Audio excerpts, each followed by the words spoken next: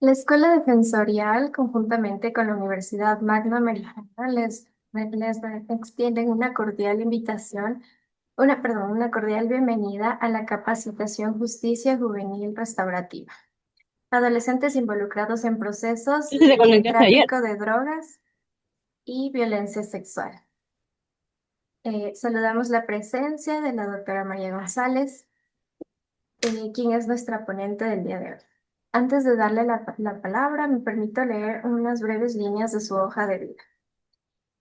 Cuenta con una licenciatura y maestría en Derecho por la Universidad Michoacana de San Nicolás de Hidalgo. Es máster en Sociedad Democrática, Estado y Derecho por la Universidad del País Vasco. Doctora de Derecho por la Universidad Innova. Se ha desempeñado como profesora e investigadora asociada a profesora de la especialidad como modalidad de titulación en la Cátedra de Derecho Procesal Adversarial.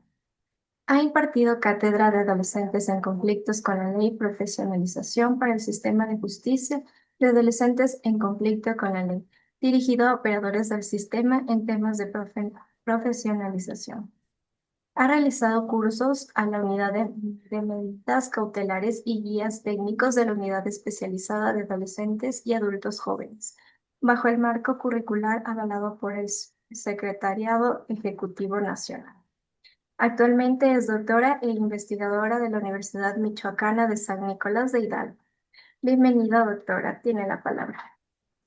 Hola, ¿qué tal? Muy buenas tardes a todas, a todos que el día de hoy nos están escuchando desde la Defensoría Pública de Ecuador. Muy agradecidos por la invitación tanto a ustedes como a la Universidad Magnoamericana, hablando de temas que son necesarios, que son importantes y que el día de hoy para todos nosotros nos debe de buscar o nos debe de importar cuál es la búsqueda y qué es lo que nosotros necesitamos de esta justicia juvenil, de este tipo de circunstancias en las cuales están involucradas niñas, niños y adolescentes. Es necesario en principio el poder establecer que desde el área que ustedes manejan, hay muchos de ustedes desde las áreas de profesionalización, cada uno de los elementos en los cuales nosotros tendríamos que participar en justicia juvenil se da con diferentes enfoques. El primero es pensar cuál es el punto de partida que me lleva a ejercer en el ámbito de adolescentes en conflicto con la ley penal, porque no es lo mismo hablar en el ámbito de un adolescente en conflicto de la ley cualquier otra que no sea la penal. Porque aunque ambos, hablando de niñas, niños y adolescentes, tienen las mismas circunstancias, quizás la misma vida, quizás los mismos factores, no es lo mismo el sistema de protección que genera cada uno de estos por la etapa de edad en la que estos les corresponde vivir. Nosotros tendríamos que empezar y partir del hecho de que cuando se trata de hablar de niñas, niños y adolescentes, es importante que cualquier especialista en el tema, en cualquiera de los temas que nos estemos planteando en estas materias, entendamos que tenemos que tener una especialización en el tema. Y esa especialización está íntimamente ligada no solamente a conocer o reconocer cuáles son los derechos universales que tienen niñas, niños y adolescentes. En principio, tomando en cuenta que niñas, niños y adolescentes cuentan con los mismos derechos humanos universales con los cuales cualquier persona tiene al momento de nacer, pero que basado en la época de vida que estos tienen, se particularizan, porque se considera que estos tienen un estado de vulnerabilidad ya admitido y regulado por los tratados internacionales, por la propia Convención de los Derechos Humanos, y que da como característica importante cuáles son los tratamientos que se deben de plantear en materia de niñas, niños y adolescentes y los derechos que están intrínsecamente ligados al debido proceso, a cierto tipo de circunstancias y sobre todo de la justicia restaurativa como tal. Y entonces, cuando estamos hablando de este tipo de especializaciones, sí tendríamos que establecer que cualquier especialista en el sistema de niñas, niños y adolescentes en conflicto con la ley deberá de conocer cuáles son las etapas volitivas en las cuales se desarrollan este tipo de individuos. En principio, vamos a tener aquellos individuos o aquellas personas que están dentro de la primera infancia y que tienen ciertos tipos de derechos de supervivencia que no se particularizarían en otro momento porque mientras no se les dé de comer, se les lleve al médico, tengan determinados tipos de garantías que seguramente cualquiera de ustedes llevan en el ejercicio profesional del derecho de familia, tendrían que estar íntimamente ligados o íntimamente desarrollados. Pero frente a ellos tenemos aquellos que son de segunda infancia, de tercera infancia con sus particularidades y después llegamos a aquellos que el día de hoy tomamos en cuenta para para la justicia especial penal, que es aquellos que se encuentran entre los 12 y 18 años cumplidos. Entonces, para poder entender este grupo de personas y llegar verdaderamente a lo que nosotros conocemos como procesos de restauración, en sí mismos como aquellos procesos de restauración, nosotros en principio tendríamos que valorar muchísimo estos adolescentes involucrados en cualquiera de estas áreas, pero con aquellos factores que influyen para que ellos tengan una delincuencia juvenil. Entre estos factores, por la edad de vida que estos manejan, tenemos que la edad entre los 12 y 18 años está íntimamente ligada por lo que nosotros conocemos la pubertad y la adolescencia. Cualquiera de nosotros puede reconocer cuando fuimos adolescentes, cuando fuimos pubertos o en su caso, cuando existen determinados hijos que tenemos en esta edad volitiva y en esta edad en donde hay determinadas carencias. Se llama adolescencia porque estamos ante el planteamiento de que el adolescente desde la época de la pubertad empieza a tener cambios de humor. Un adolescente tiene una falta de identidad. Tiene y está sujeto a cambios físicos porque estamos en la primera etapa del desarrollo y lo que anteriormente no existía, el día de hoy existe para nuestro cuerpo. En las mujeres hay estudios muy específicos que se dicen que es más complicado recibir la adolescencia por el tema sexual que éste tiene y el momento en el que llega el primer periodo menstrual, en donde esa niña que gritaba, que brincaba, que saltaba le es sentada y le obliga a sentarse porque tiene cambios hormonales muy trascendentales. Frente al hombre, que de alguna manera los desafíos físicos corresponden a cierto tipo de características en donde está diseñado un estereotipo para ser el fuerte, para ser el que todo lo puede, para estar en la calle. Y esta característica nos da que todos estos cambios físicos y cambios de humor tengan una característica principal en el adolescente, que es el desafío ante la autoridad. ¿Cuál autoridad podemos decir? Cualquiera que represente para él a una autoridad. Puede ser la escuela, puede ser las policías, pueden ser los padres, pueden ser los tíos, cualquier persona que para él representa autoridad es un desafío constante y entre más este lo pueda desafiar, es mejor. ¿Por qué? Porque en esta época también hay una búsqueda de la intimidad y de esa identidad. No sabe a qué pertenece, no sabe qué es lo que quiere, no reconoce cuáles son los factores que lo llevan a estos desafíos del mundo globalizado en el que él se encuentra.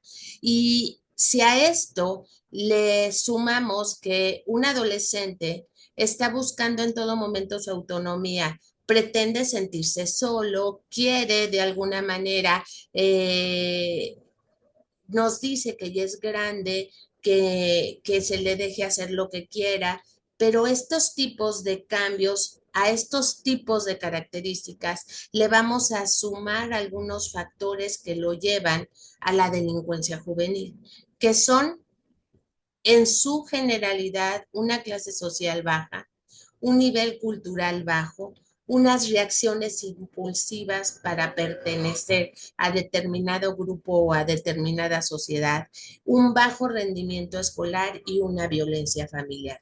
Cuando nosotros dentro de los sistemas de justicia juvenil empezamos a tener este tipo de factores que son concordantes y coincidentes, pero muy particulares en cada uno de ellos, al momento de su dictado de sentencia, al menos en México, se diseña bajo el tema de prevención terciaria un plan de tratamiento en el cual todos estos factores que influyen para que el adolescente llegue a la delincuencia juvenil se ha tratado en un plan individualizado de tratamiento, en donde lo que se busca es esa reintegración al grupo o a los miembros de la sociedad a la que ella pertenece, pero también una reinserción a su misma familia.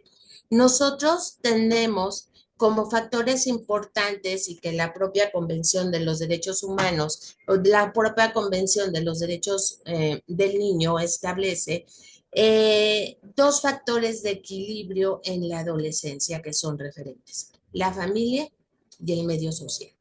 Entonces, estos factores de referencia nos deben de dar como hecho que lo que nos interesa en el sistema de justicia juvenil es la reconstrucción, reeducación y un sistema de protección especializado para aquellos adolescentes que se pusieron en riesgo, que cometieron hecho delictivo y que los factores que van a influir son el desequilibrio que hay entre su medio social y su familia.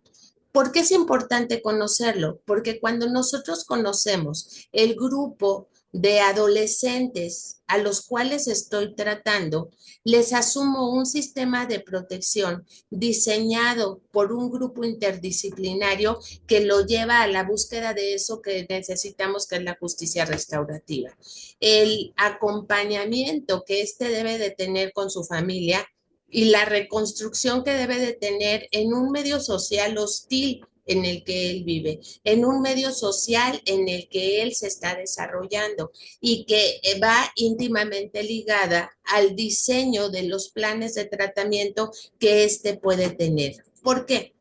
Porque nosotros debemos de entender que como consecuencia para que se involucre un niño o un adolescente, ya sea hombre o mujer, en las actividades delictivas, tenemos factores de riesgo y esos factores de riesgo están íntimamente ligados y ustedes los deben de tener muy bien captados desde el derecho de familia, desde la justicia especializada de adolescentes, en la crisis que ellos vienen manejando en sus vínculos sociales y familiares, en la violencia del medio donde se desarrollan y la marginalidad, en la ausencia de apoyo y la violencia familiar y la aparición de elementos estresores que lo influencian por problemas y dificultades. ¿Qué quiere decir esto? Que ante un adolescente que tiene falta de identidad y que tiene un reto hacia la autoridad, encontramos que para pertenecer al medio en el cual él se está desarrollando, quiere desarrollarse, o donde encuentra compatibilidad, se sujeta a dificultades muy estresoras. Por ejemplo, incursionar a las redes de la delincuencia organizada, del tráfico de drogas o en este abandono total que está teniendo con relación a la familia, a ser sujeto de alguna violencia sexual con características mismas que deben de ser muy detalladas y que deben de ser muy controladas cuando estamos hablando de adolescencia, porque es el primer momento del descubrimiento sexual. Y algunos factores que nos llevan a decidir que un adolescente cometió una violencia sexual o está involucrado en una violencia sexual puede estar mucho ligada a los temas de desarrollo que éste tiene y a la falta de conocimiento sexual que éste está teniendo en su contra. O podemos tener el contrario, aquellos niñas, niños y adolescentes que se encuentran de alguna manera involucrados en un sistema de abandono por parte de los padres y que trae como consecuencia que sea sujeto víctima de una violencia sexual.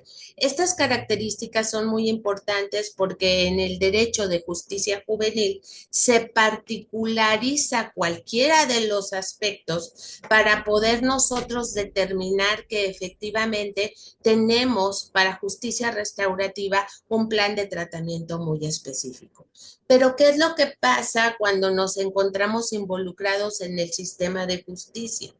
Que nosotros consideramos que la justicia de adolescentes es una justicia penal plena, con un sentido de responsabilidad pleno hacia el adolescente y que él tiene que resarcir o conducir en un sistema de justicia punitivo como tal, sin entender que la característica del delito para los aspectos de la justicia juvenil queda en segundo plano.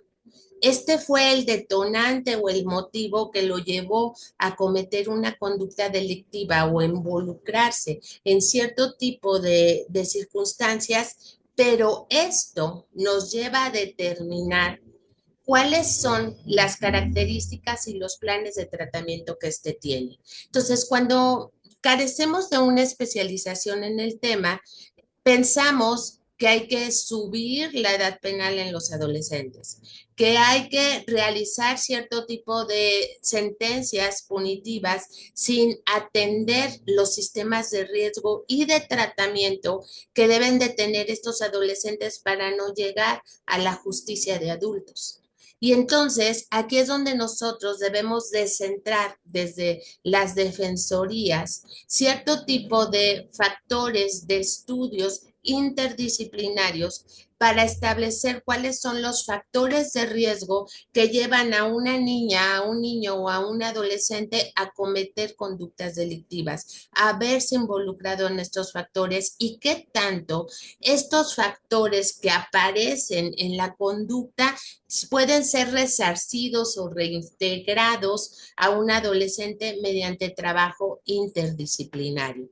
Es por ello que para nosotros hablar de la responsabilidad penal de menores es indispensable que se tomen en cuenta determinadas circunstancias. Hablamos de un sistema responsabilizador no pleno, no el mismo que la justicia penal, pero sí hablamos de un sistema de justicia de responsabilidad en donde el adolescente tendría que asumir su compromiso de tratamiento conjuntamente con su familia y tendría que abarcar cierto tipo de conductas en las cuales cada uno de nosotros tendría que tener una participación activa, muy activa, relacionado al contexto de vida que están llevando a cabo estos adolescentes. De tal manera que al momento de dictarse una sentencia, para que ésta sea netamente restaurativa, tendrá que considerar algunos aspectos y entonces el día de hoy se habla de dos tipos de sentencia, de un tipo de sentencia con dos elementos en el sistema restaurativo y en el sistema de justicia juvenil. El primero o en el sistema adversarial, el primero que está íntimamente ligado a lo que nosotros conocemos como la acreditación de la conducta. Y esa acreditación de la conducta va desde el sentido de la comisión del hecho delictivo y que se haya comprobado la acción o omisión típica, antijurídica, culpable y haya una sanción que tenga cierto tipo de características que nos lleven a tomar en cuenta el desarrollo que va a tener este adolescente bajo el tema de una prevención terciaria. Y en este aspecto tenemos que hay que tomar en cuenta el ciclo de vida en el cual se está desarrollando.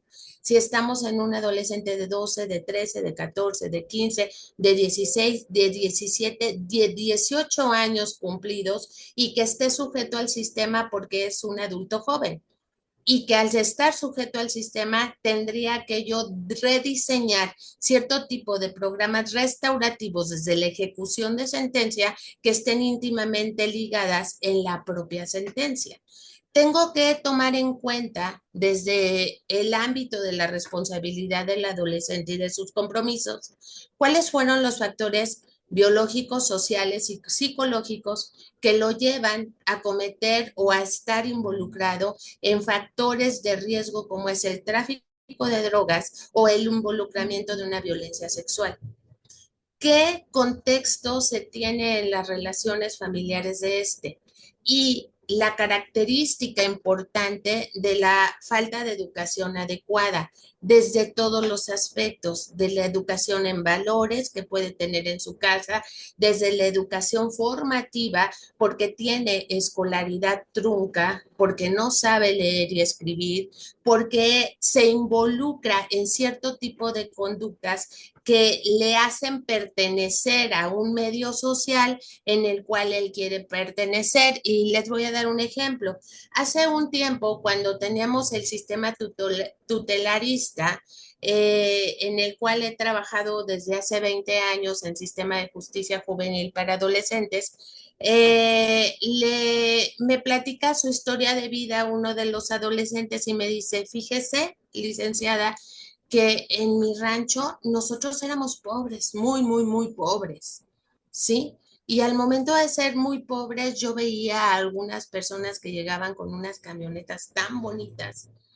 Y yo decía, ¿cuándo mi papá irá a tener una camioneta como esa camioneta?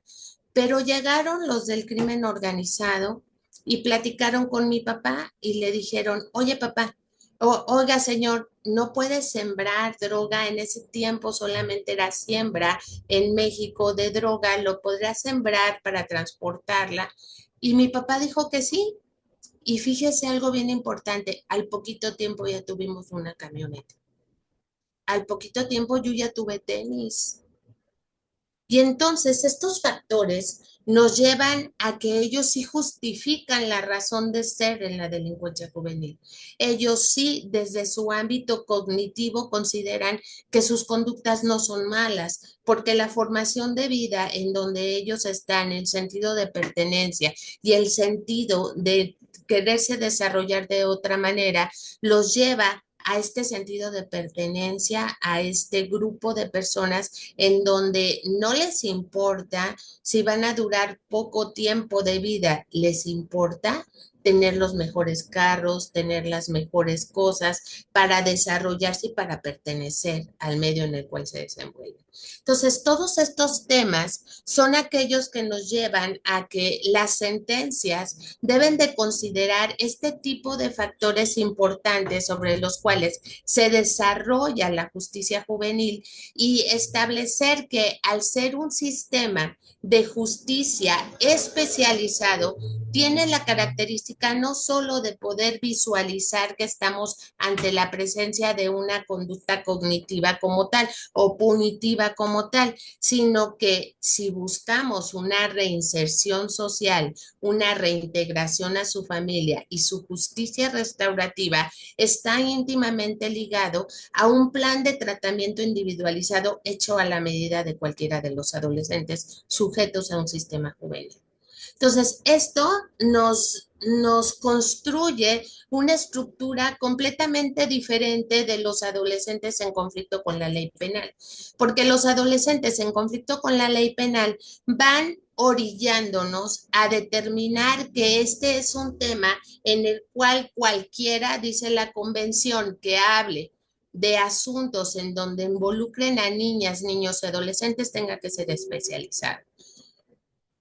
José Carlos, Eh, yo tengo una pregunta. A la hora de un proceso judicial donde están obviamente como procesados o sea, los niños, niñas, adolescentes, se tiene siempre en cuenta como atenuantes o agravantes las condiciones sociales bajo las que se desarrollan o están expuestos los niños, niñas y adolescentes en cuestión. O sea, entre, digamos, más problemas, o sea, un entorno más problemático puede ser como un atenuante, mientras que, por ejemplo, contar con un entorno social más estable puede servir como un agravante a sus casos. Le voy a comentar que no. Los factores que contribuyen a que una persona cometa hecho delictivo, ya sea adulto o ya sea joven o adolescente en conflicto con la ley, nos lleva solamente a ejecutar una sentencia con un plan de actividades y de tratamiento que lo lleve a salir de la conducta delictiva que éste tiene, pero no lo justifica, porque al justificarlo lo revictimizaría. ¿Sí? Y O el sea, aspecto de la justicia no es revictimizante. Él será sancionado por la conducta punible que éste realizó en la temporalidad que la norma jurídica nos establece en el sentido de la proporcionalidad. Pero se sumará a esta medida los programas de tratamiento donde se consideren todos estos factores. o No sé sea, si me doy a entender. O sea, estos factores que yo mencioné se tienen en cuenta, pero al momento de la resolución, una vez el menor ya fue condenado. Al momento de la sentencia y del plan de tratamiento durante el transcurso de la medida. Está bien, gracias, abogado. ¿Sí? Entonces, en ese aspecto, para nosotros es muy importante que nosotros entonces consideremos que la criminología viene a tener una parte muy importante en este sentido, porque el ámbito de criminovalencia que puede tener un adolescente está íntimamente ligado a una serie de cosas y de factores que no solamente le pasaron desde su niñez, sino que para muchos fueron detonantes en el uso de la delincuencia juvenil o en la participación en la delincuencia juvenil. Por eso es importante tomar en cuenta qué edad volitiva tienen. Los adolescentes están en proceso de desarrollo cognitivo, tienen un desarrollo cerebral. Imagínense un adolescente que es un sicario, su estructura orgánica cerebral cambia completamente.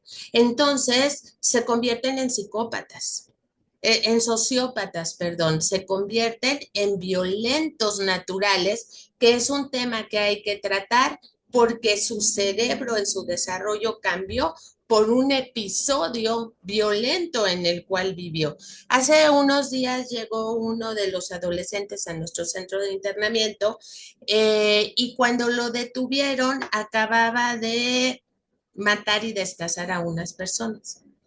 Entonces, al momento de que llegó al centro de internamiento, su mirada era perdida, estaba drogado, todavía traía la adrenalina del momento crucial en el que éste detonó la conducta delictiva en el grupo organizado en el que él estaba. Y era impactante verlo por el sentido de agresividad en su mirada que en ese momento tenía y que tenemos que tratarlos desde los centros de internamiento en el momento en el que éste llega y que es un detonante de la conducta que en ese momento él está manejando.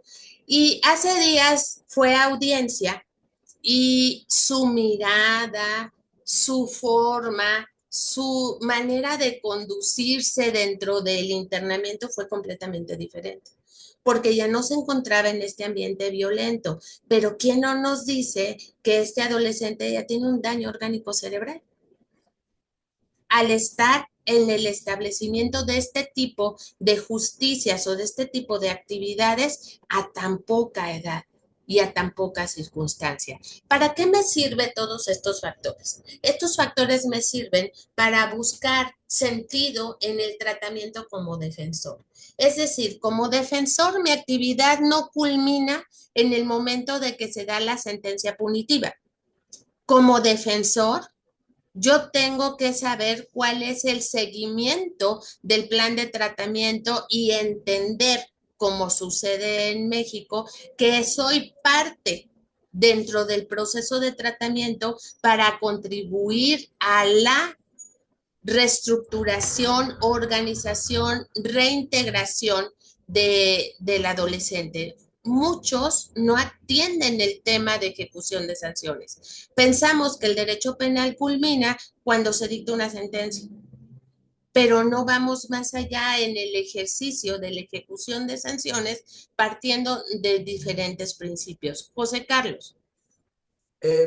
Yo precisamente quisiera preguntar, ¿qué tanto se tiene en cuenta al momento del plan de inserción, tanto de los niños, niñas y adolescentes como de los PPL en general, o sea, de las personas privadas de libertad en general? ¿Qué tanto se tiene en cuenta el proceso neurobiológico? O sea, lo que puede producir, como usted dice, un cambio a raíz de las experiencias de un delincuente al momento, pues, de delinquir. O sea, ¿qué tanto se tiene en cuenta los factores neurobiológicos que producen pues las En acciones? todo momento, José Carlos, en todo momento, desde el momento, al menos en México, en el que es sentenciada una persona y pasa a las coordinaciones del sistema penitenciario, ya sea en el sistema juvenil o en el sistema de adultos, se realiza un plan para los adultos de actividades sujetos a los 5 ejes de la reinserción, y en el adolescente se realiza este plan de actividades sujeto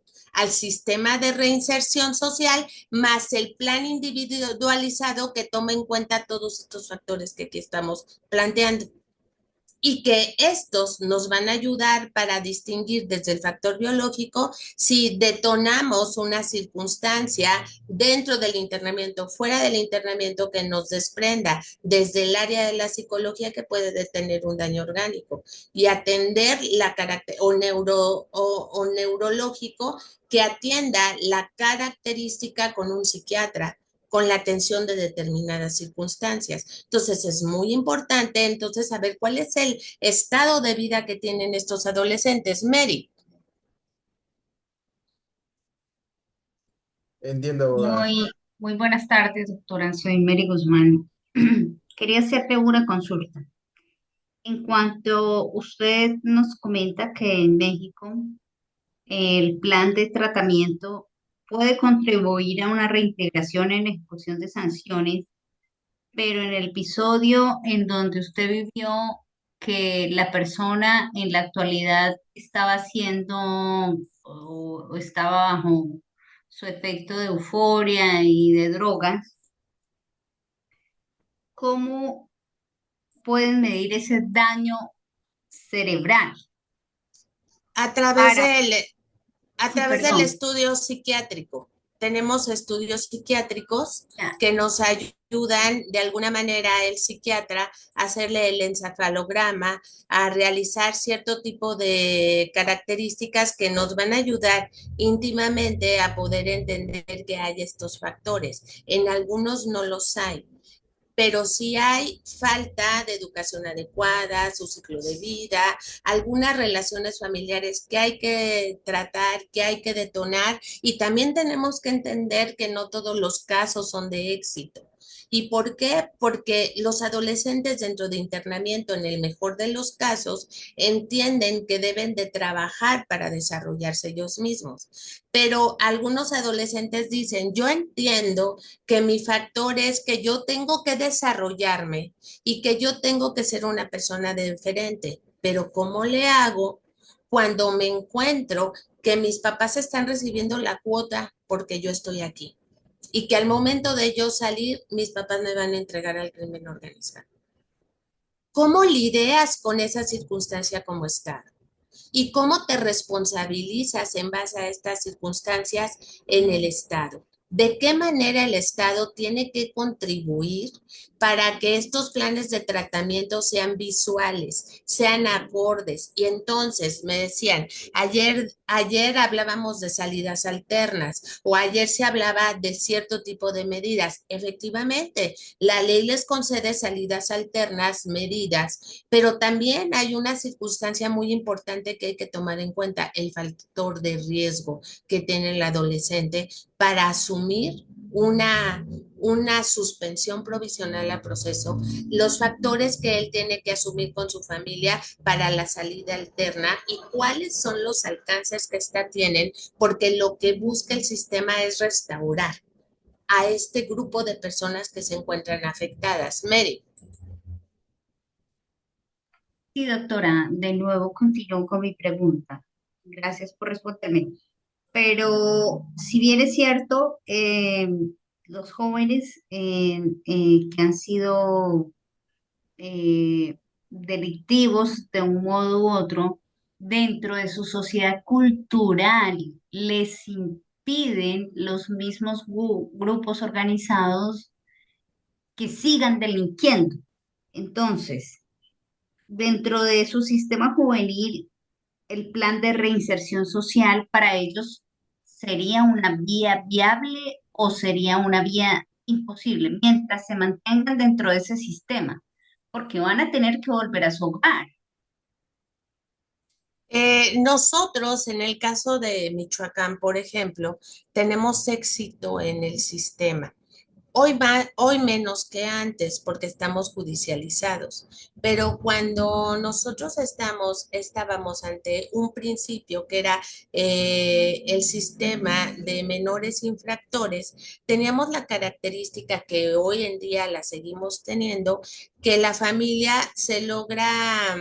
mm, se logra separar o logramos que se cambie del lugar de residencia en el que se encuentra, que cambie en algunos factores las estructuras. ¿Por qué? Porque nuestra ley está diseñada para apoyar tanto a los padres como al adolescente en el sistema juvenil y atender los factores que la familia de alguna manera le afectan para poder no llevar a cabo el tratamiento. ¿Cuál es el principal error que pudiéramos tener como instituciones? La institucionalización de adolescentes, en donde el adolescente no se sienta cómodo porque no se sabe desarrollar afuera y quiera seguir cometiendo delitos para estar institucionalizado. Ese es el principal de los errores que podemos tener como instituciones y que también nos pasa. Se sienten tan cómodos porque ahí se les da de comer, ahí se les lleva a la escuela, ahí se les atiende médicamente, conocen reglas, que de alguna manera tienden a volver a cometer hecho delictivo para seguir dentro de los sistemas, ya sea de adolescentes o de adultos. Entonces, ese es un factor en el que no podemos llevar un triunfo como tal cuando el adolescente prefiere estar institucionalizado o no, que es lo mismo que sucede con los PPLs cuando están ya institucionalizados y prefieren vivir en la cárcel. Entonces, estos factores tienen que ser trabajados en un sistema en donde el adolescente y su familia se comprometan. La familia sigue teniendo el principal de las cargas para que su adolescente salga del sistema, para que el adolescente se reconstruya. Y sí tenemos casos de éxito, pero también debemos de saber que tenemos casos que no necesariamente son de éxito, que no nos llevan a este éxito por los contextos que hoy en día todos sabemos dentro de Latinoamérica que estamos llevando. ¿Sí? Entonces, la justicia restaurativa lo que busca es no solo la reconstrucción del ser humano, de la persona imputable del hecho delictivo del adolescente en conflicto con la ley, sino que busca también el resarcimiento de la víctima, porque entonces no sería satisfactorio el sistema de justicia penal. ¿Sí? Entonces, hay factores que nosotros debemos de reconstruir en todos los aspectos. Y recuerden que la justicia restaurativa no está nada más diseñada para unos, sino para todos involucrados en el delito. Y estos factores se deben de trabajar de manera diferente para cada uno de los que están involucrados dentro del sistema, para cada uno de los que estamos ante la presencia de la característica del sistema.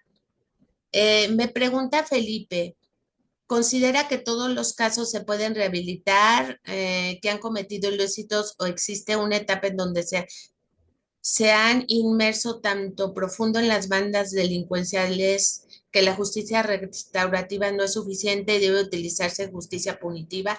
No deberíamos de confundir lo que es una justicia restaurativa de una justicia punitiva. La característica del sistema de justicia penal es que se atiende lo punitivo necesariamente, ¿sí? Y que la justicia restaurativa busca la reconstrucción y el volvernos a ver a los ojos y decir, no tenemos nada pendiente. Entonces, el derecho penal en sí mismo, tratándose de adolescentes o tratándose de adultos, interviene a partir de la comisión de un hecho delictivo.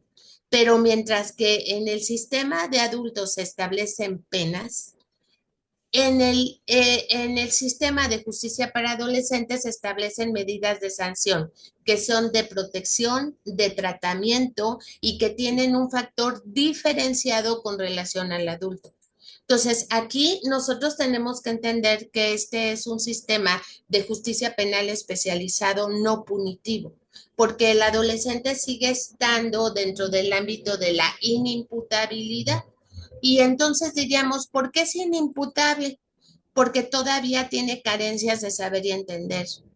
¿Por qué hace la conducta que no sabe lo que es bueno de lo que es malo? Sí, sí lo sabe, pero hay un desequilibrio en dos factores importantes en él. ¿Cuáles son estos? El medio social y la familia. Pero además tiene carencias. ¿Cuáles son esas carencias que tiene el adolescente?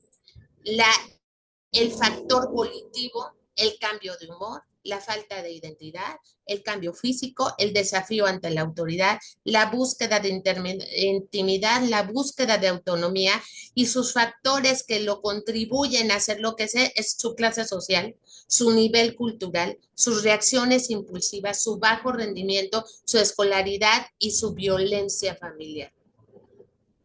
Entonces, yo tengo que entender que estos factores lo especializan en un sistema de protección terciario, en prevención terciaria de diferente manera que el adulto. Entonces, estas características nos determinan que para buscar justicia restaurativa, yo debo de primero atender todas estas circunstancias. No puedo buscar en una salida alterna, aunque se busque desde el principio del derecho penal, una justicia restaurativa, porque no es solamente una reparación del daño como tal, sino es atender a la víctima desde todos los factores que la dejaron como víctima y atender al adolescente en conflicto con la ley de todos los factores que se deben de trabajar con él para la medida de tratamiento.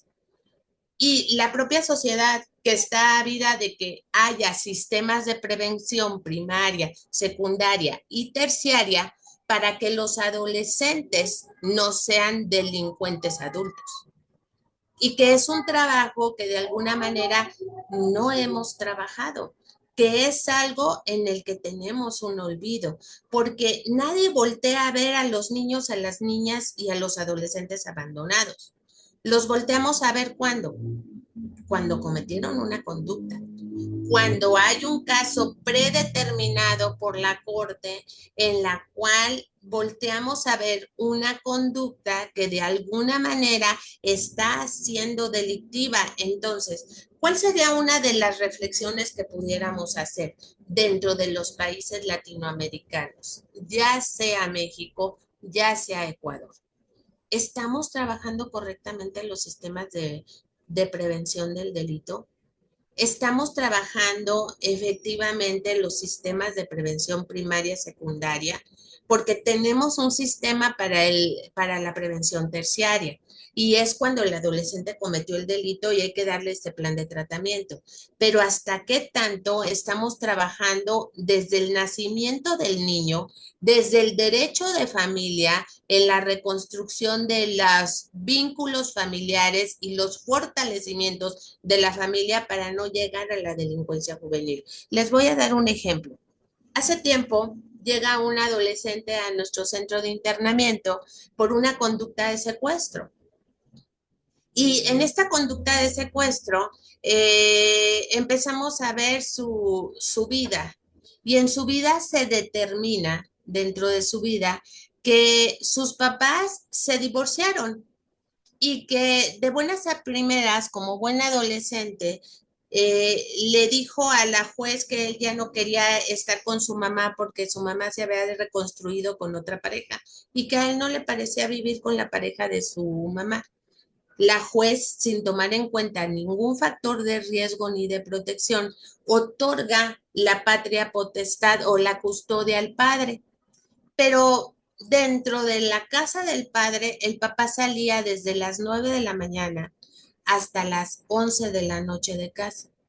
Él no podía verificar si el hijo comía, si el hijo alguien lo atendía, si el hijo iba a la escuela. ¿Y qué pasó con este adolescente? Este adolescente se fue a convivir a la calle con gente con la cual él se sentía mejor en este sentido de identidad.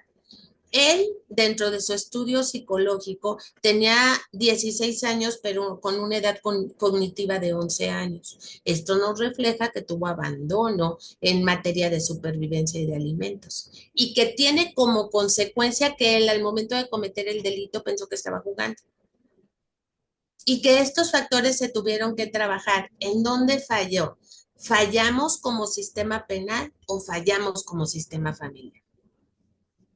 Y entonces desde ahí, quienes son defensores en materia familiar tendrían que establecer cierto tipo de factores de protección en los que debe de estar el niño o la niña, y sobre todo el adolescente, en una edad en la que debo de entender que niñas, niños y adolescentes son egocéntricos por naturaleza y manipuladores por naturaleza.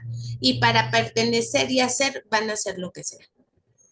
Entonces, estos factores nos llevan a determinar el por qué entonces son tan pieza fácil para los sistemas de tráfico de drogas.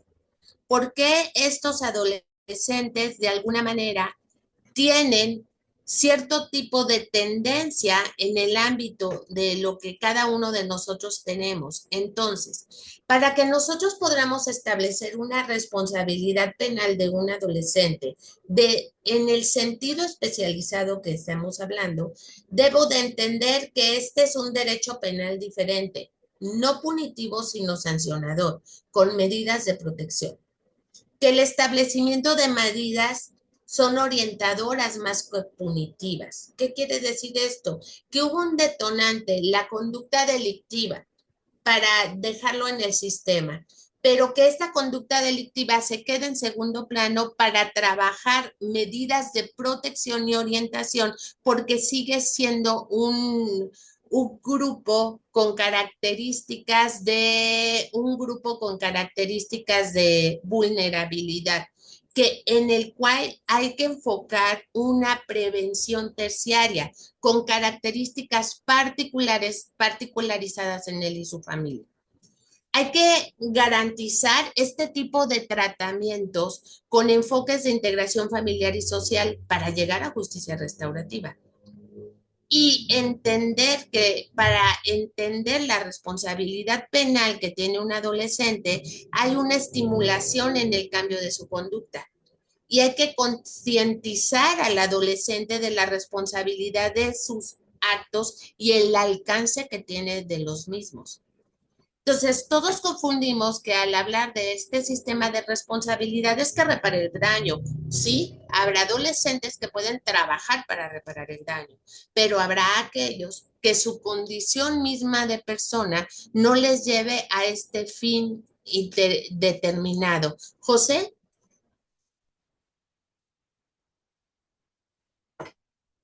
Buenas tardes. Aló, buenas tardes, ¿me Hola, escucha? sí le Eh, escucho. sí, mire, doctora, en nuestra legislación y actualmente todos los operadores de justicia apostamos a la justicia juvenil restaurativa, apostamos a incidir de la menor forma para no ser punitivos al extremo con los jóvenes, con los adolescentes en conflicto con la ley. Pero ¿qué hacer desde el ámbito internacional y qué hacer cuando hay vientos de punitivos, de empeorar la situación de los menores de edad? Hay incluso planteamientos de juzgarlos al igual que un adulto, es decir, negar todas las posibilidades de reconstrucción de esas vidas, de reinserción y prácticamente del Estado no hay nada que se destine en lo que significa a recursos económicos y a planes de reinserción, en educación, en posibilidades de, de reunificación familiar, de apoyo psicológico, etcétera. ¿Qué hacer ante estos nuevos planteamientos que en las legislaturas se plantean con fuerza, al menos en nuestro país? Yo soy y estoy segura porque he tratado el tema durante 22 años en sistema juvenil, que una de las características principales que hay que trabajar es el área de la prevención. Y esa área de la prevención no es aquella en la que formamos parte nosotros, pero de manera internacional tendremos que hacer esfuerzos muy constantes por el ámbito de la prevención del delito para todos los niños y todas las niñas. ¿Qué quiere decir esto? Que desde nuestro ámbito de protección sistemática que pudiéramos tener cada uno de nosotros, tendríamos que trabajar sistemas y programas en nuestros países en el cual haya espacios dignos donde todos los niños tengan oportunidad de estudiar, donde existan espacios de esparcimiento y que las canchas, por ejemplo, de fútbol no sean aquellas canchas que se utilicen para vender droga, para el tráfico de personas, para las pandillas. Y este es un tema en el que la seguridad pública debe de enfocar sus trabajos.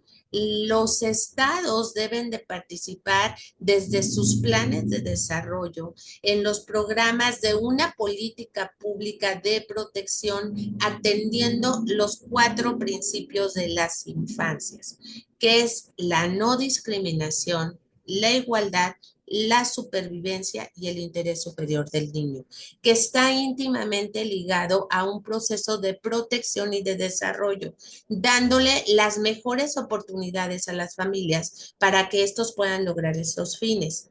Entonces, el sistema de protección debe de ser tal en el que la familia tenga trabajo para poder tener hijos sanos, tengan oportunidades integrales desde el ámbito del deporte, del trabajo, todas estas visiones que la UNICEF ya ha planteado, que ya se han planteado para no ser sujeto de violencia sexual o de tráfico de personas. Y ello requiere de una reconstrucción de las sociedades de sus inicios. Nosotros no podemos hablar de sociedades desarrolladas y buenas cuando no atendemos las infancias, cuando desde las instituciones lo que hacemos es revictimizar a las infancias y no atender el problema central y toral que tienen las infancias para no llegar a la violencia juvenil.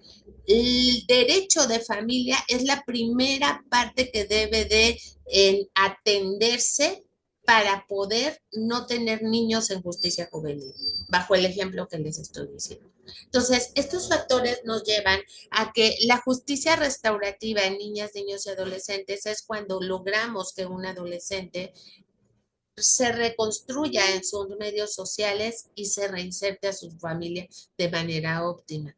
Y para lograrlo, el Estado debe de poner su parte y poner todos aquellos factores que nos ayuden de alguna manera a que no haya, por ejemplo, lo que es algo que les tenía preparado como la pseudocultura del narcotráfico como un factor exógeno que ya está detectado y que potencializa la criminalidad de los jóvenes.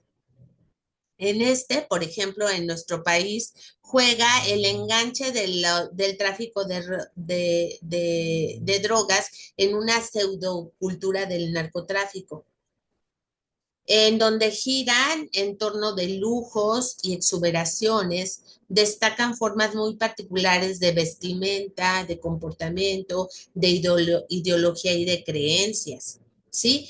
Gustos por una música en programas de televisión, particularmente basados en contextos de violencia y de placeres. Los medios de comunicación tienen un factor muy importante que hay que trabajar. ¿Por qué? Porque recuerden que el adolescente tiene carencias y sentido de pertenencia y quiere una identidad. Y si dentro del ámbito en el cual se está desarrollando, eso es lo que visualiza, ¿creerán ustedes que ellos crean que esto es malo? En este sentido de pertenencia. cuando no los hacemos responsables de lo que está sucediendo. Por eso se dice que en la pseudocultura que hay que ir eliminando, los medios de comunicación son esa pieza clave del narco de la sociedad. Constituyen el elemento más relevante en el enganche de niñas y jóvenes en el narcotráfico. ¿A través de qué? Del cine, de la música, de los medios masivos de comunicación? El día de hoy, por ejemplo, en México hay una campaña muy interesante en la que se está diseñando la imposibilidad que en los conciertos, por ejemplo,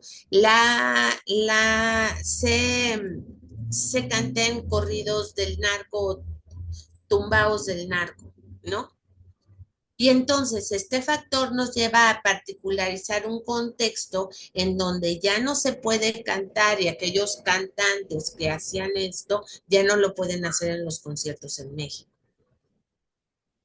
Entonces, hay factores que hay que trabajar desde el ámbito de la transversalidad de las instituciones, en donde todos vayan por el mismo camino.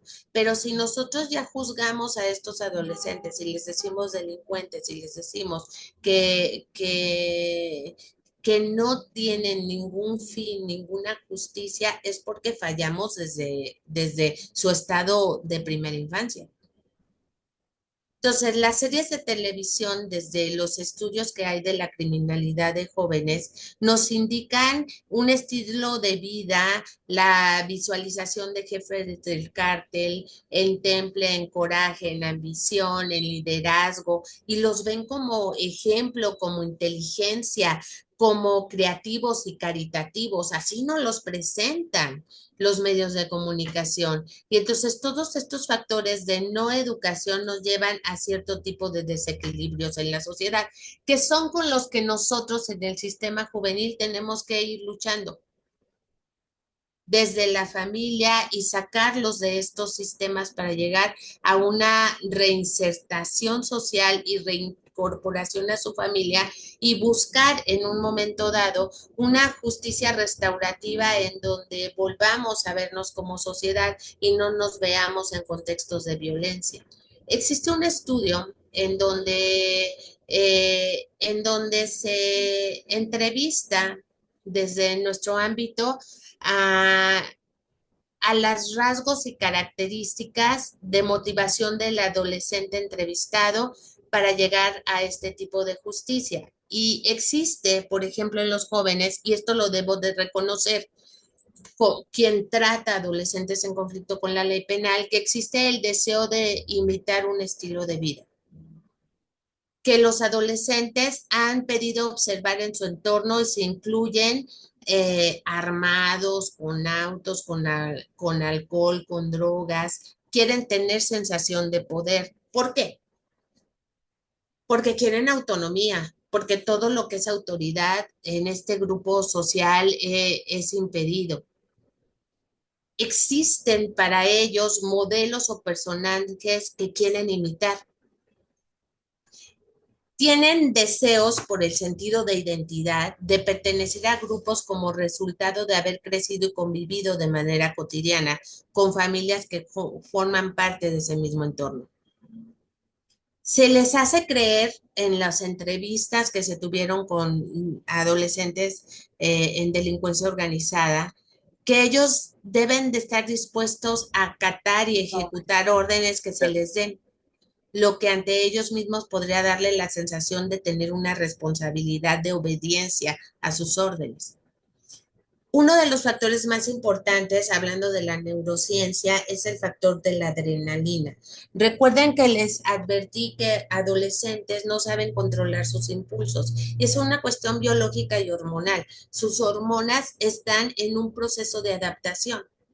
Y entonces la adrenalina que les produce vivir constantemente en situación de peligro resulta atractiva. ¿Por qué? Por el factor de adolescencia. ¿Cuál factor? Vuelvo a retomarlo.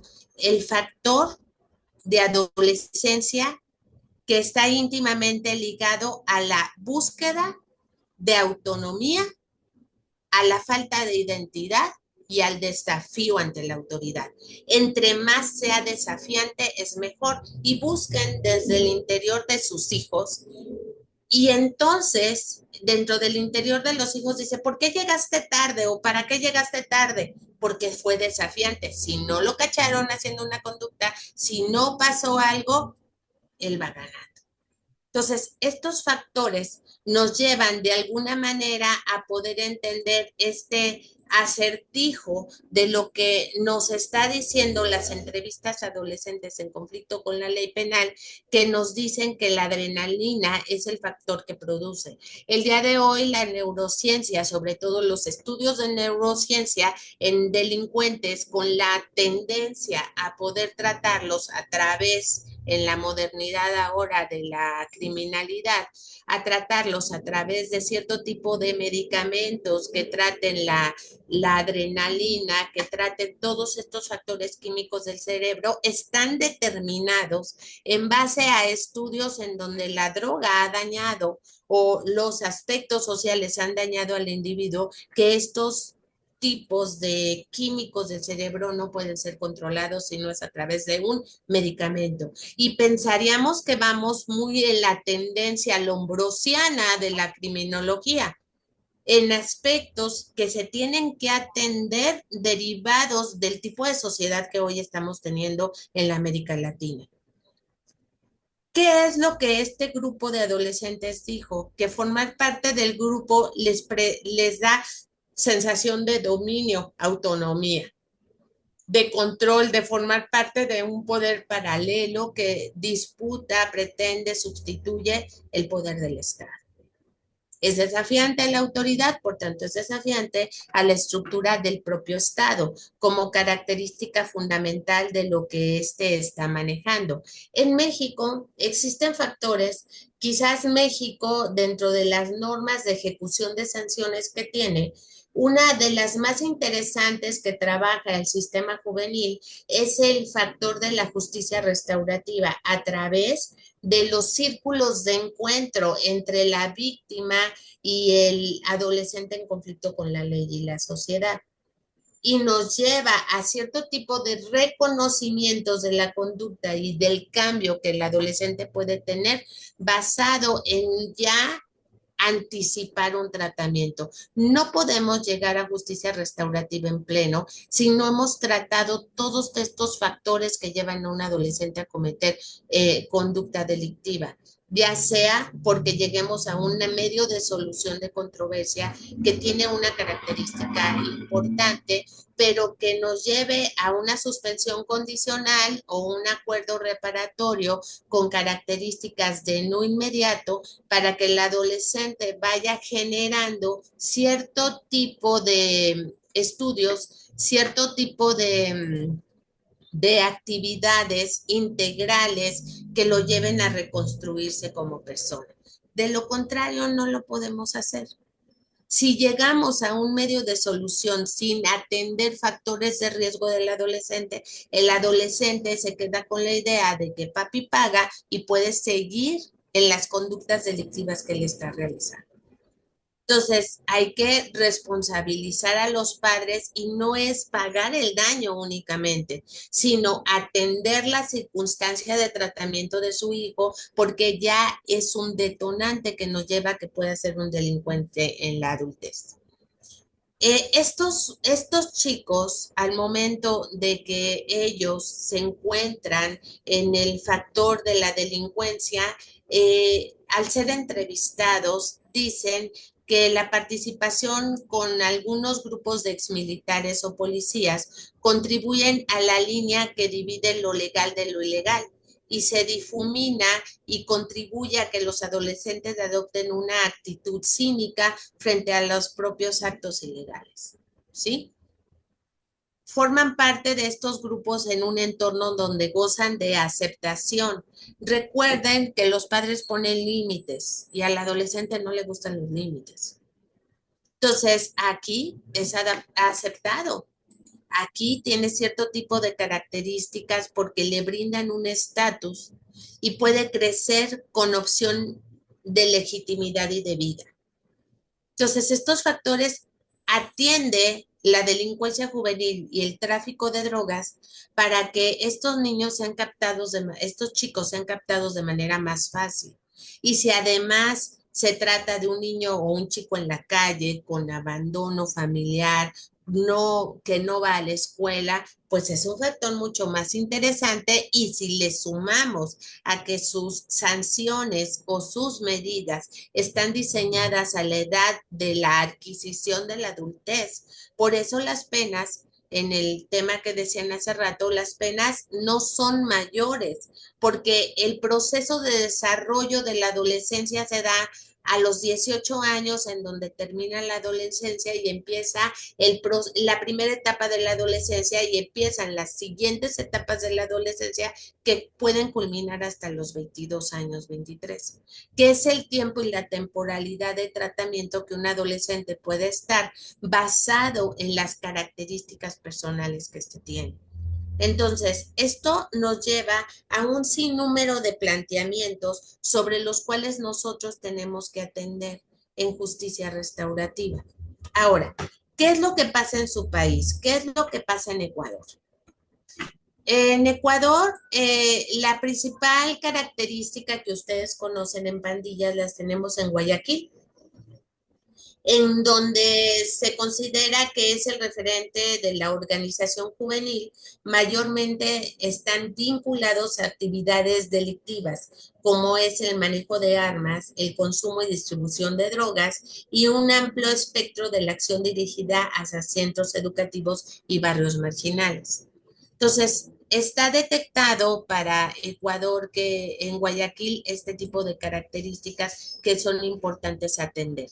Bajo la característica de estudio, nos dicen que estas bandas criminales, que son dos las que se encuentran vinculadas en Guayaquil, que son los lobos y los choneros, están íntimamente ligadas a grupos armados integrados por jóvenes y adultos con edades que oscilan entre los 18 y 30 años, liderados por adultos que actúan como autoridad intelectual y material. Y entonces esto justifica también lo que pasa en México. ¿Sí? En estas entrevistas que se hacen a los adolescentes y dicen quiénes son, qué sentido tienen, qué característica tienen para pertenecer a la justicia juvenil, está íntimamente ligado a cualquiera de las circunstancias que también su país maneja, y que está en una misma prerrogativa que en la que nos encontramos en México. El mayor error que nosotros podemos hacer es no atender este sistema de prevención, no establecer que hay zonas de riesgo en las cuales están inmiscuidos nuestros adolescentes, y no hacer un tratamiento previo en ese sentido.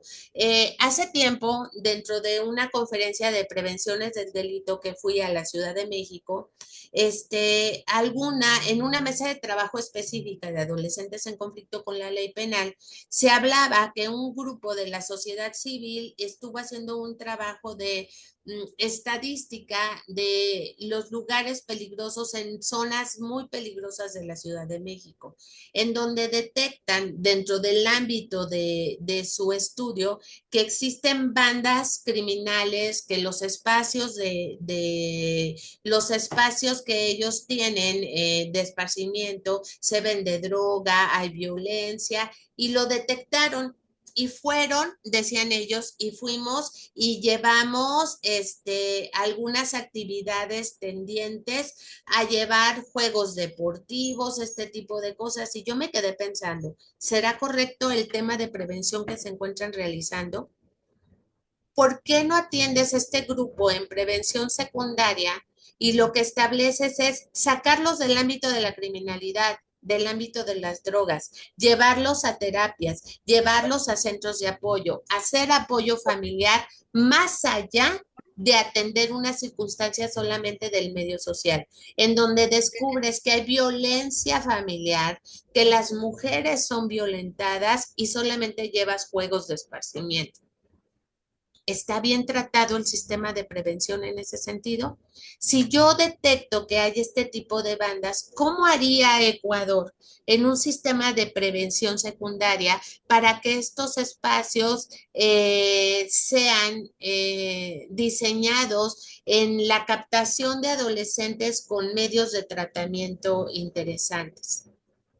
En un sistema de prevención donde saque a todos estos jóvenes de esa subcultura en la cual se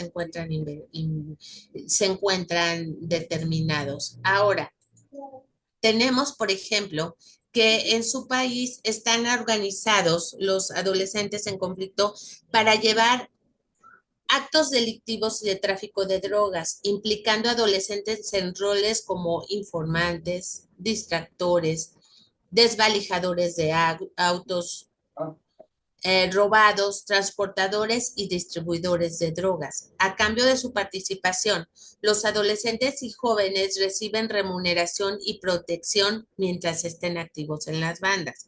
Entonces, decían hace rato, ¿cómo trabajar un sistema? El sistema más importante es el trabajo en el sistema de prevención del delito, en áreas focales, con las cuales, por ejemplo, las defensorías, en su caso, su defensoría podría trabajar en transversalidad con otras instituciones para llevar orientación legal, para establecer espacios de riesgo o trabajar en espacios de riesgo en donde los adolescentes puedan salir de este ámbito de la criminalidad.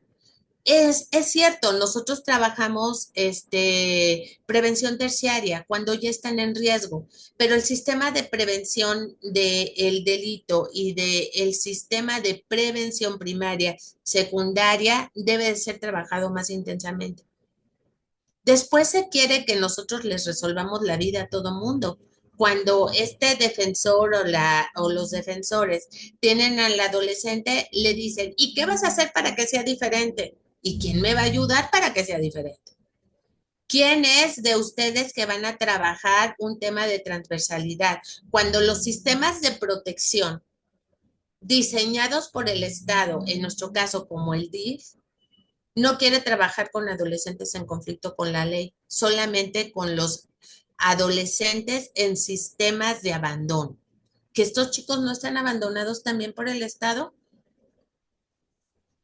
¿Y por qué este tipo de instituciones no se encuentra, aunque nuestra ley lo dice que es copartícipe del sistema, no se encuentra de alguna manera íntimamente ligada a poder atender cualquier tema de situación? Ahora, nosotros tenemos que entender que los adolescentes son víctimas victimarios.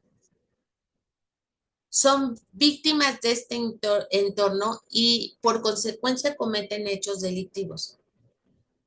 Nos dice, por ejemplo, el estudio que Guayaquil tiene alrededor de 1,050 agrupaciones no formales con aproximadamente 65,000 jóvenes vinculados a grupos de violencia armada. Entonces, estos grupos de violencia están íntimamente ligados a buscar un sistema de justicia restaurativa en manera de prevención terciaria, pero hay que atender el tema de la prevención como un elemento muy vinculante en ese sentido. De acuerdo al autor Sansón, quien aborda la identificación del por qué las bandas o clanes aumentan su índice integrantes de adolescentes y la forma piramidal interna de estas bandas, nos dice que su extensión territorial ha trascendido en espacios de barrio, pues abarcan un ámbito nacional y global. Se conocen además en naciones o bandas. Cuentan con organización jerárquica ascendiente similar a la de un ejército o una organización familiar. Cuentan con sistemas de castigo y retribución. Los grupos juveniles más extensos y organizados que obedecen cadenas de mando según la antigüedad y méritos obtenidos.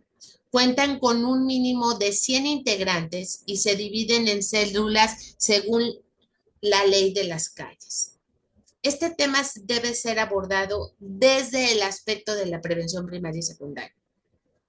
La prevención terciaria nos lleva a abordar este tema para la reconstrucción del individuo por el grupo al cual éste pertenece y las circunstancias a las cuales pertenecen. Antes de que nosotros encontráramos un tema en Latinoamérica de tráfico de drogas y de violencia sexual, encontrábamos el ámbito primario que eran los grafiteros, ¿recuerdan?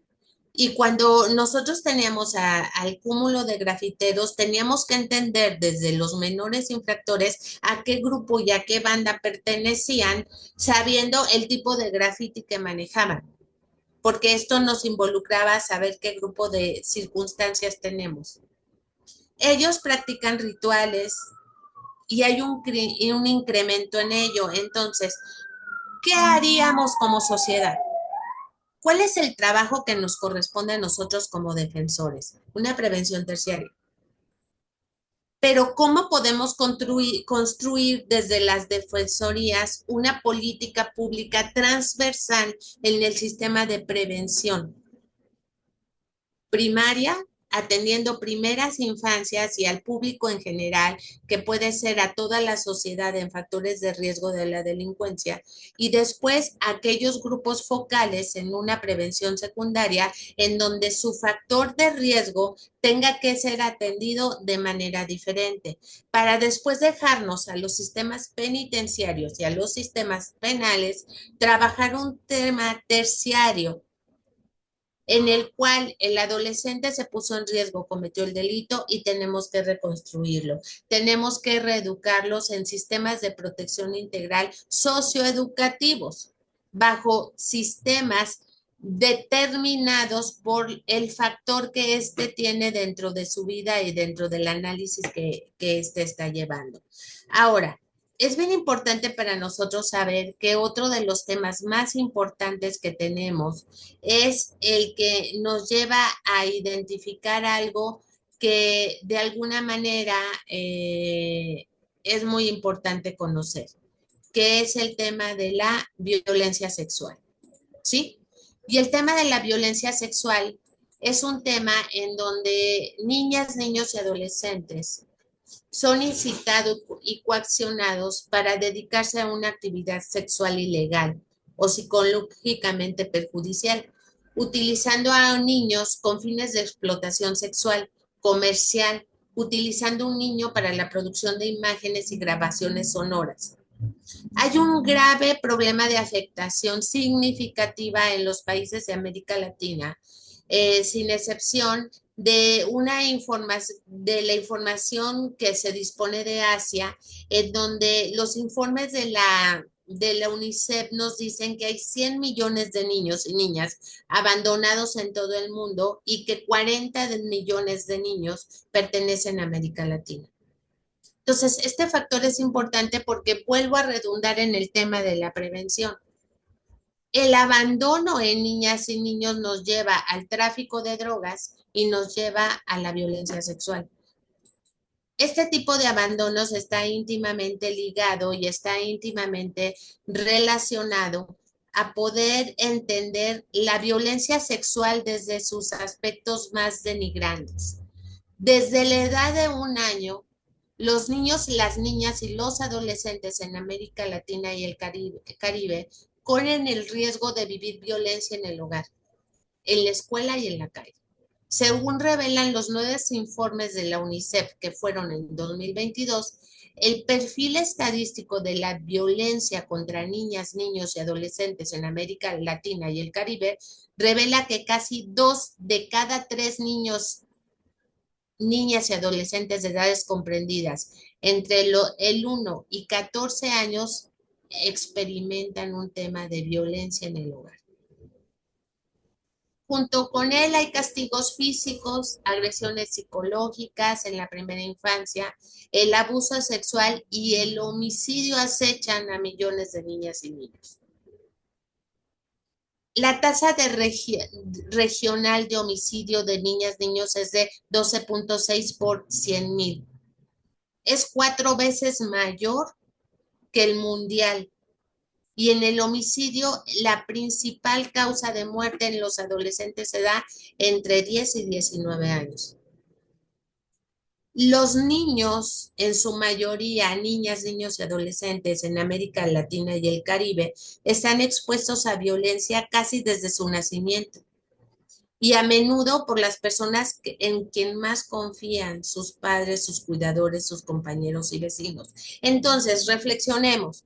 Si la violencia sexual está desde el ámbito de su primer sociedad, que es la familia, ¿cómo podemos entender que un adolescente no pueda llegar a un tráfico de drogas y hacer y pertenecer a grupos de la delincuencia cuando ha tenido este perpetuo ciclo de violencia?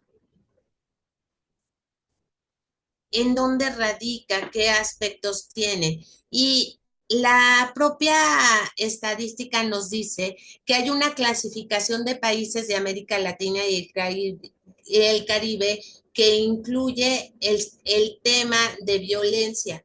Y entonces, en el tema de México, México está en el segundo nivel regional y en el decimosegundo a nivel mundial, que tiene una clasificación de índice, por ejemplo, en violencia sexual. México tiene trabajos en torno a la violencia sexual y entre ellos al turismo sexual, por ejemplo, porque la pobreza sigue siendo el tema que busca generar ingresos en este sentido.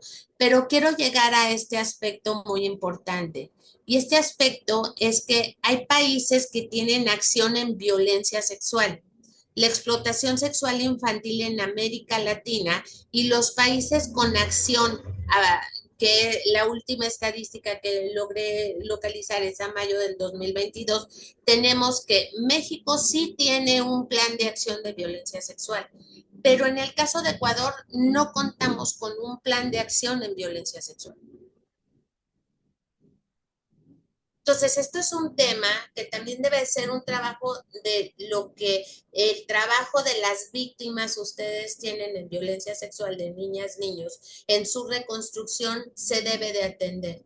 ¿Cuáles son esos planes de acción que tienen y empezar a enfocar política transversal relacionada en este sentido? Porque pues tenemos planes de acción en algunos países, pero en muchos no se cuenta con un plan de acción. Y volvemos al pensamiento original. Nadie pensamos en los niños, en las niñas, en los adolescentes.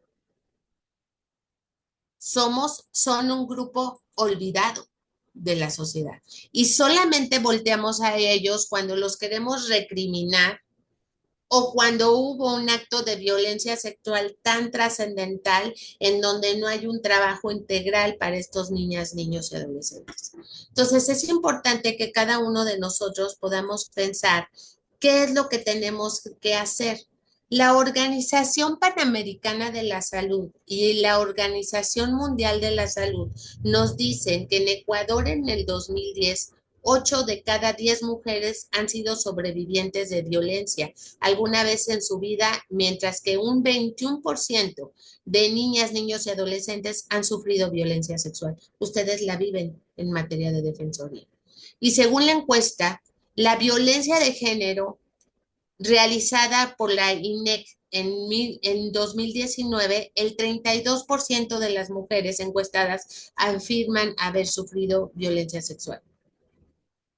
Desde la Organización Panamericana de la Salud, el doctor Díaz afirma que tampoco es suficiente trabajar solamente el tema de salud. Hay que abrir la cooperación y las alianzas con otros actores del gobierno locales, la sociedad civil y las agencias de sistemas de las Naciones Unidas para sumar y sumar en poder apoyar a un tema de salud y bienestar en violencia sexual. Es importante porque regresamos a cierto tipo de características. ¿Dónde trabaja de alguna manera una política pública de violencia Ecuador? En el Plan Nacional para Prevenir y Erradicar la Violencia contra la Mujer, en el Plan Nacional de Salud de Sexual y Salud Reproductiva, en una política interseccional de prevención de embarazos en niñas, niños y adolescentes, Cuenta con un marco normativo institucional de salud como una norma técnica de atención a víctimas de violencia basadas en género y grave violencia a los derechos humanos, y también tienen un modelo de gestión de información de formulario obligatorio de notificación en casos de presunta violación de género y graves violaciones a los derechos humanos. Ahí tienen ustedes detonantes que nos ayudan a trabajar una política transversal en violencia, pero debe de haber más enfoques en sistemas de protección de violencia hacia niñas, niños y adolescentes que de alguna manera se tiene que generar. Ecuador ha tenido 3 resoluciones de la Corte Interamericana de Derechos Humanos en donde aborda el tema de la violencia sexual. Y inclusive ustedes generan en 2020 el Día de la Lucha contra la Violencia Sexual. Y esos 3 precedentes son importantes. El caso Paola Guzmán Albarracía, ¿lo conocen? En donde una chica fue obligada a abortar basada en una violación que ésta tuvo a sus 17 años en su colegio. Paola Guzmán Albarracín. Albarracín, perdón. El 28 de julio, en el 2023, la Junta Distrital de la Resolución 17-DO5, en donde se revoca el permiso de funcionamiento de una escuela de educación básica, Jean Martín Charcot, ubicada al norte de Quito, en el marco de la investigación de varias denuncias de abuso sexual a niños. Y en el caso a Petra, del 2010-2011, en este caso importante en donde 43 estudiantes fueron abusados sexualmente por un maestro. Y este tipo de características nos llevan a poder determinar que hay cierto tipo de detonantes o cierto tipo de circunstancias sobre las cuales cada uno de nosotros debemos de trabajar.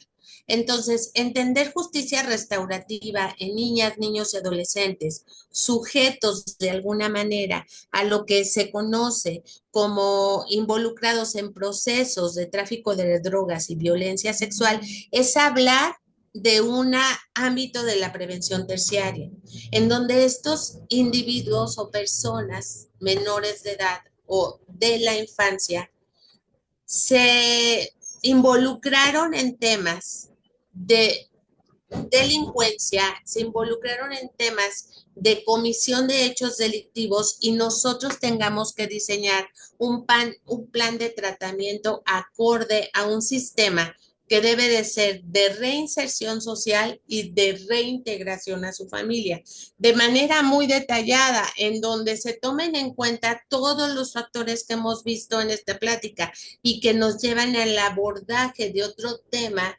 de especialización caracterizada. Fíjense muy bien, la Convención sobre los Derechos del Niño, que es a la que estamos incorporados, tanto México como Ecuador, establece el tema relacionado a que absolutamente todos los que trabajamos en el sistema de adolescentes, de niñas y niños, tengamos que ser especializados. No solamente en el conocimiento del marco legal nacional e internacional de donde se desprende un sistema de niñas, niños y adolescentes, no solo en la especialidad de los derechos humanos que se particularizan, de sistemas de protección, sino tenemos que ser integrales, conocer ámbitos de la criminalidad juvenil, establecer conocimientos de psicología infantil, tener conocimientos en trabajo social, en factores biológicos y sociales que llevan a un chico a cometer conducta delictiva. Si no lo conocemos, entendemos que el sistema penal de adolescentes es un sistema punitivo como tal. Entonces, quienes hace ratito me decían, debe ser sistema punitivo, debe ser un sistema sancionador más que punitivo. Y esa sanción debe de estar restablecida en base a planes de tratamiento individualizado para sacarlo del ámbito de la delincuencia y reconstruirlo en lo que busca la propia convención y los principios del niño, que viva con dignidad y que esa dignidad esté ligada a un sistema de protección volitivo con mínima intervención interseccional en donde se respeten sus culturas y en donde se pueda desarrollar como un adulto pleno. ¿Y cómo reconstruimos el adulto pleno con tantas fallas? Todos estamos obligados al trabajo.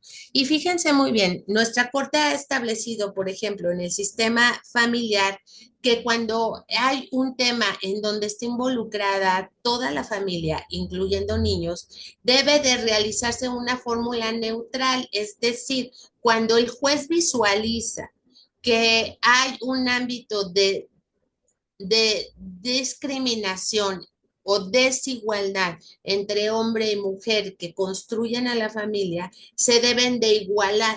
Y una vez que el Estado iguala la participación jurídica de estos, hará todo lo posible por ahora sí proteger por encima de ellos el sistema de niñas, niños y adolescentes. ¿Qué quiere decir esto? Que la propia convención y sus instrumentos de observación general, que son muy importantes porque por cada tema la observación general dice cómo interpretará la convención, nos establecen que por encima de lo que quiera la ley, por encima de lo que quieran los padres, por encima de lo que quieran las autoridades, está el principio pro persona.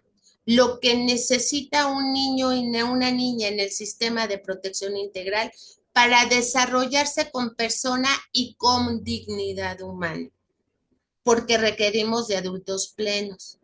Entonces, si entendemos este tipo de características en toda su esencia y en todas sus circunstancias, estaremos haciendo un buen trabajo dentro de las defensorías en un sistema de protección. Hasta aquí mi participación, ¿qué les parece?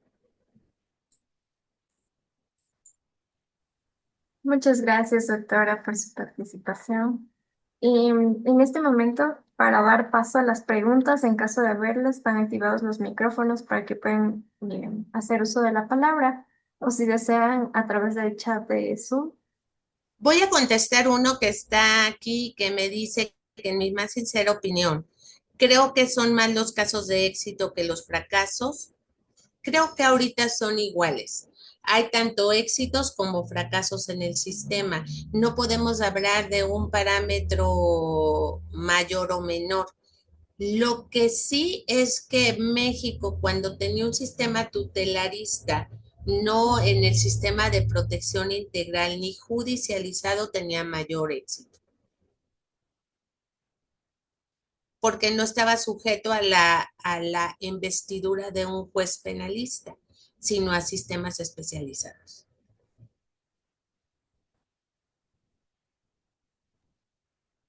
Muchas gracias, doctora.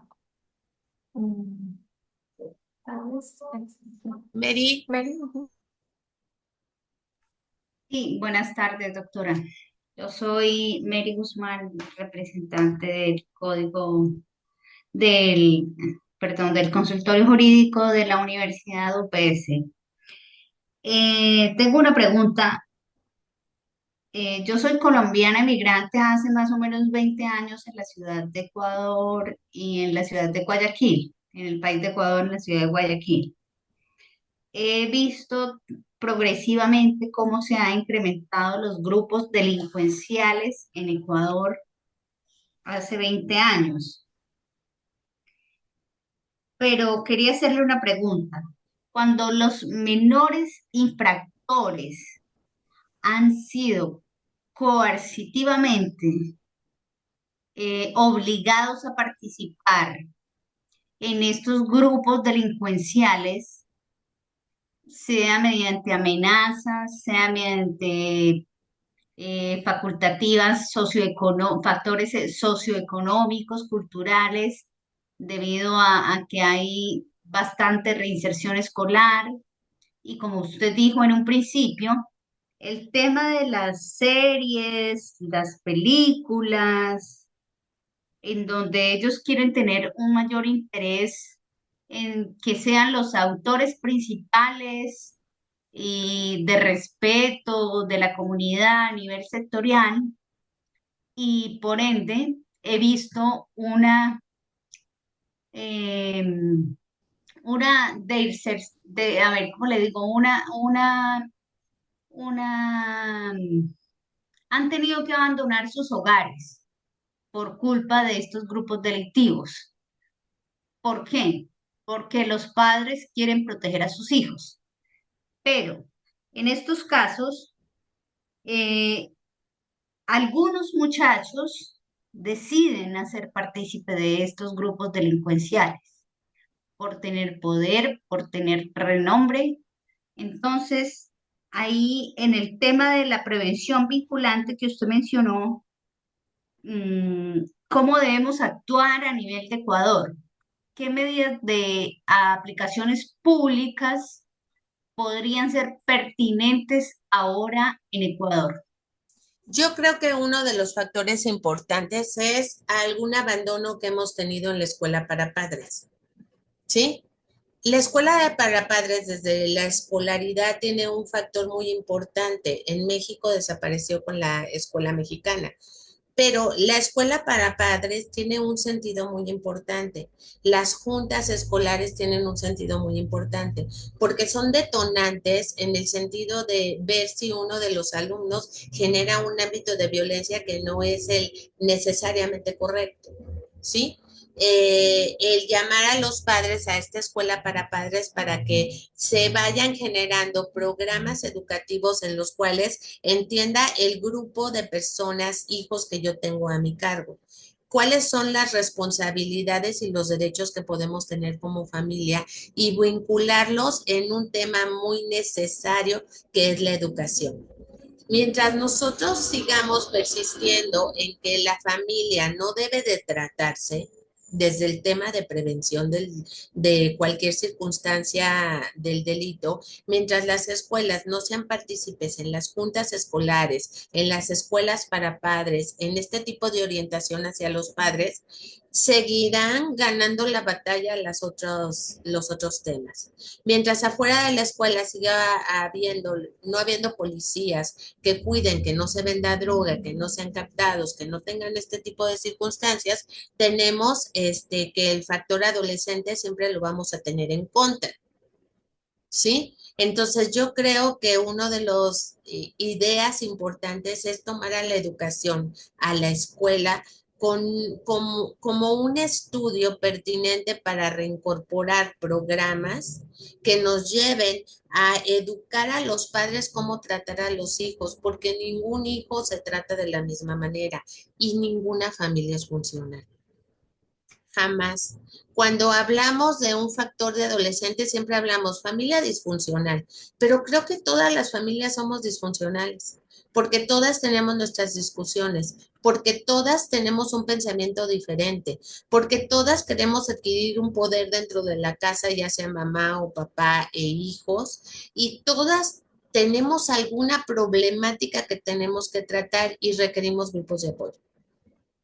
Entonces, yo creo que la escuela sería desde el aspecto más importante, aquel que nos pueda ayudar a que la Defensoría de Ecuador, por ejemplo, realice un programa de orientación a padres de familia y a niños en las escuelas, por ejemplo, y que vayan generando cierto tipo de factores que nos ayuden a identificar detonantes y que esos detonantes nos ayuden a generar cierto tipo de programas en los cuales se trabaje desde lo micro hasta lo macro, ¿sí? ¿Por qué? Porque no podemos hablar de lo macro cuando no hay una política pública estable. Debemos de hablar desde lo micro, desde que la Defensoría toma una escuela, hace un programa integral, después otra escuela hace programa integral y vamos generando este tipo de estructuras para ir incidiendo en el grupo social que tenemos y después ir abarcando más y hacer propuestas a nivel global. No sé si me da a entender, man.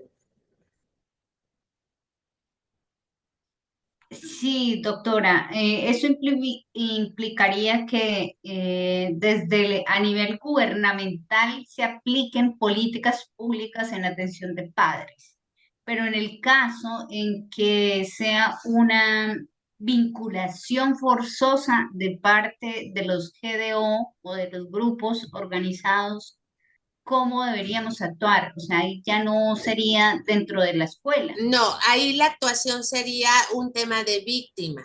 Y hablar de víctima es sacar y ayudar a la familia desde el contexto a irse de ese lugar, a desaparecer de ese lugar, a darle otra oportunidad de vida en otro lado porque está siendo amenazada para incorporarse al crimen organizado.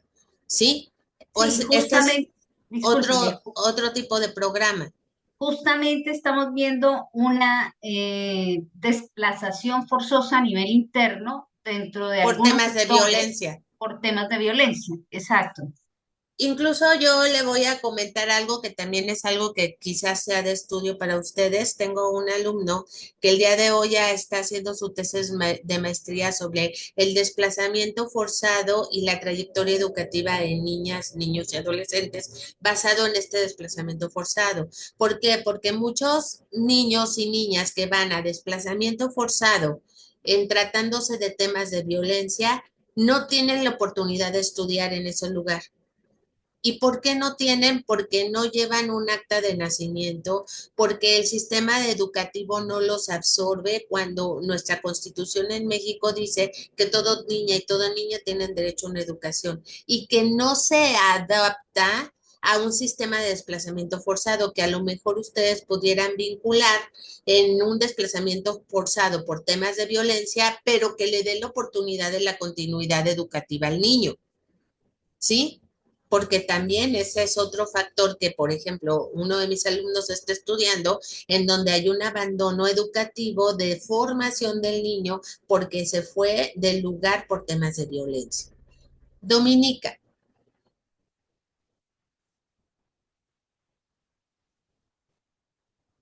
Gracias, doctora. Domenica, perdón. Hola, ¿sí me escucha? Sí, Buenas tardes, abogada. Soy Doménica Cajas del Consultorio Jurídico de Guayaquil, de Ecuador. Tengo una pregunta. ¿Usted cree que las medidas socioeducativas deberían de ser más rigurosas? Porque básicamente se puede ver que no cumplen con el objetivo de reinserción social a los adolescentes, ya que muchos de ellos no logran volver a estar o convivir en la sociedad. yo le podría decir que las medidas socioeducativas son integrales. Y cada una está diseñada de manera muy pro persona de lo que necesita el adolescente. De tal manera que yo lo que sí considero es que desde la sentencia, el juez al momento de emitir la sentencia debería de tener un estudio integral que le ayude no solamente a establecer la medida de sanción correspondiente, sino la medida de protección y su durabilidad derivado del estudio integral que éste tiene. En principio, en el 2005 en México se estableció un sistema integral de justicia socioeducativo de protección integral. Pero en cada estado generó una ley particular y en el caso de Michoacán se estableció que el juez no podía dictar sentencia si antes no tenía el estudio integral de tratamiento. Entonces ahí se sugería cuáles eran las fallas y hasta dónde se podría ampliar el plan de tratamiento y la medida era hasta por 10 años. Se genera la ley hasta por 5 años, pero no se toman en cuenta el día de hoy, de acuerdo al sistema penal en México de adolescentes, no se toma en cuenta este factor. A veces se pide, a veces no. Entonces, lo voy a ampliar en la medida en la medida de temporalidad que me da la ley, ¿sí? pero voy a decidir qué es lo que debo de trabajar. Imagínense si todos los jueces tuvieran este factor y dijeran, en el ámbito de la educación está trunca, tiene esto, en psicología se ocupa esto, tanto de integración individual como familiar, en trabajo social esto, en los aspectos de salud esto y esto y esto, entonces el juez no solamente establecería una sanción derivada de la temporalidad y del tipo de sanciones que establece la norma, sino también establecería mediante sentencia definitiva el plan de tratamiento derivado de las opiniones técnicas interdisciplinarias. Por eso se particulariza. Y si tomamos en cuenta esto, yo no le podría decir si deben de ser más amplias o menores, sino que depende del sistema de desarrollo que requiere ese adolescente para integrarse. ¿Cuál es el defecto? Que cuando la sentencia no contiene estos factores, se limita a una temporalidad sujeta a una medida de proporción de adulto que no nos ayuda a veces a lograr ese fin. Merci. Mary, perdón. Disculpe, doctora. En cuanto a los factores socioculturales y su entorno social, hay muchos niños, niñas y adolescentes en donde siguen continuando en su mismo entorno. Así cambien, como le he dicho antes, he vivido o he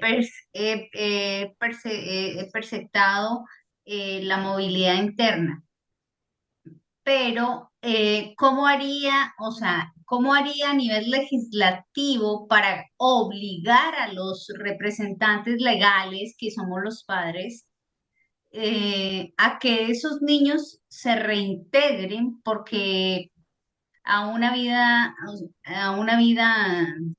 normal, Libre de ¿no? violencia. Exacto, exacto.